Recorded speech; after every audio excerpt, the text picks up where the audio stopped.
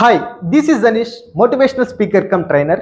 First prayer. వాగర్ధ వివసంపృక్తో వాగర్ధ ప్రతిపత్తయే జగతం పితరో వందే పార్వతీ పరమేశ్వర.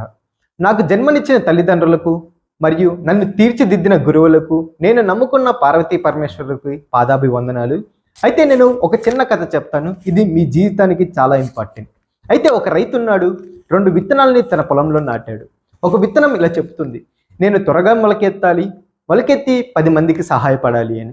రెండో విత్తనం ఇలా చెప్తుంది, లేదు భూమిపైన మొలకెత్తితే ఏ పక్షో ఏ జంతువో నన్ను తినేస్తుంది, బ్రతకడం చాలా కష్టమని. అయితే కొన్ని రోజుల తర్వాత మొదటి విత్తనం మొలకెత్తి ఒక చిన్న కొమ్మలా తయారైంది. రెండో విత్తనం అలాగే దాని భయంతో అలాగే భూమి లోపల ఉంది. కొన్ని రోజుల తర్వాత ఒక కోడి వచ్చి ఆ రెండో విత్తనం దగ్గర తన కాలితో గీసి ఆ విత్తనంని తినేసింది.